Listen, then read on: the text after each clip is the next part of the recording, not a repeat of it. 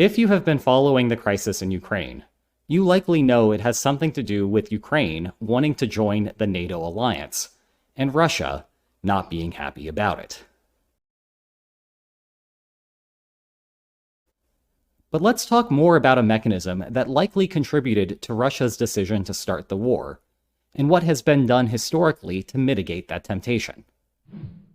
The first thing that you need to know about alliances is that they shift the balance of power in favor of the group and away from the group's competitors. There are many reasons for this, but here are just a couple.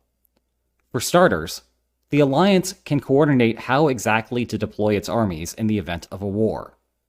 This represents an improvement over coalitions that form in the middle of a war, because they do not need to come up with their strategies on the fly. Second, they can specialize in their division of labor. For example, the United States did not build any minesweepers in the 1980s. Instead, Belgium and Netherlands had that burden shifted to them. Similarly, the United States has only 2 Arctic-capable icebreakers, because it can rely on Canada's 9. Specialization allows for more military goods to be produced, and therefore more military power for the alliance. The downside here is that obtaining the benefits from an alliance can take time. This is obvious for the construction of specialized weapons. You can't just pluck tanks off of trees. But it also applies to coordinating battle strategies. For instance, the 1894 Franco-Russian alliance took 3.5 years to fully iron out. We can see how this creates an incentive for Russia to initiate a war in today's world. Suppose that under the current balance of power, Russia could expect to capture this portion of Ukrainian territory in a war. Everything to the left stays Ukraine, and everything to the right goes to Russia. We can let the military planners decide exactly where this line should be. The point is that it is relatively favorable to Russia because Ukraine is on its own. However, war comes with costs. We can incorporate Russia's cost here with this red line. The area between the white and red lines represents the price of lost lives and capital for Russia, converted to square miles of land. Now imagine what would happen if Ukraine joined NATO. With the additional power of the alliance, Ukraine would expect to win more. We can also represent Ukraine's future cost of war with this yellow line. And with that, you might begin to spot the problem. By fighting now before an alliance can form, Russia expects to secure up to here, net its costs. Looking toward the future, we can see that we are in trouble. At a later date, the best possible settlement Russia could extract out of a NATO-backed Ukraine must still leave Ukraine with at least this much. But these respective demands are not compatible. Russia would prefer a war in the present. Such a conflict is called a preventive war, when one state initiates a fight to forestall a power shift. And as an explanation for conflict, it is as old as ancient Greece and the Peloponnesian War. But wars in the shadow of this type of alliance formation are commonplace in world history as well. Think back to the American Civil War. The traditional start of this conflict is the battle over Fort Sumter on April 12, 1861. By that time, South Carolina, Mississippi, Florida, Alabama, Georgia, Louisiana, and Texas had passed secession resolutions. However, nobody died during the battle. And Lincoln's next move was to decelerate the conflict in hope of reaching a settlement. The Union imposed a blockade on the Confederacy, aiming to starve out their economy and supplies. But Lincoln did not restrict the Union to the blockade forever. The invasion began on July 21st with the Battle of Bull Run, a full 3 months after Fort Sumter. What changed the Union's policy?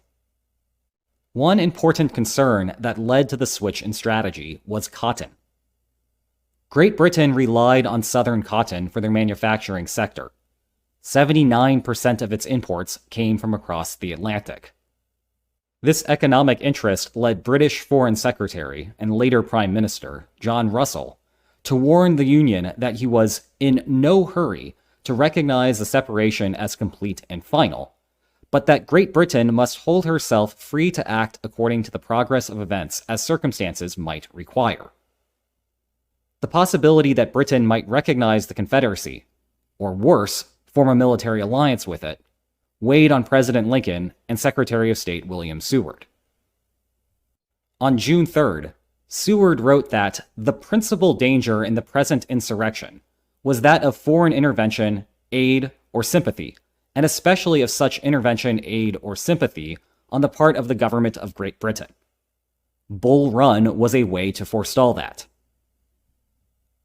Another apparent preventive war occurred in 2008 between Russia and Georgia. The story here starts in April in Bucharest, where NATO was holding its annual summit. Since the 2003 Rose Revolution, Georgia had sought to become a member of NATO. In 2004, NATO gave Georgia an individual partnership action plan, an early set of terms and conditions that would serve as the prerequisites for joining the alliance. The most historically important of these was that Georgia resolve two separatist claims within its territory, both in the north. By the time of the 2008 meeting, President George W. Bush wanted to give Georgia a membership action plan, the process that would actually allow them to join the alliance. NATO decided to put this on their agenda for the next meeting in December. This did not sit well with Vladimir Putin. 2 days after the summit ended, Russia extended diplomatic relations to both of those separatist regions. This, in turn, created a direct problem with the 2004 requirement that Georgia resolve its separatist claims. And by August, a war had started. The good news here is that there are a couple of ways to avoid war. One way is to simply buy the opponent's tolerance of the alliance. This is what happened following the fall of the Berlin Wall.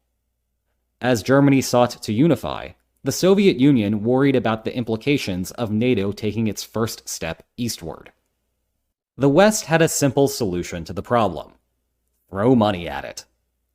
Helmut Kohl, armed with a seemingly endless supply of Deutschmarks, offered giant loans to the Soviet Union. With the Soviet Union in disarray, Gorbachev had little alternative but to accept. The former lands of East Germany were now a part of NATO. An alternative strategy is to limit the extent of the alliance benefits.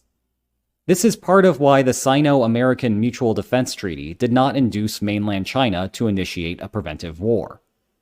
Although the pact covered the defense of Taiwan, it deliberately left out Taiwan's island possessions near the mainland coast. These would later become the subject of the Second Taiwan Strait Crisis. Of course, we now know that none of these strategies worked out. Part of the problem is that, despite ample effort to create international law, there is no central enforcement mechanism that functions around the globe. And given that, it's possible that Russia just figured that this is what the world looks like and chose to initiate a war.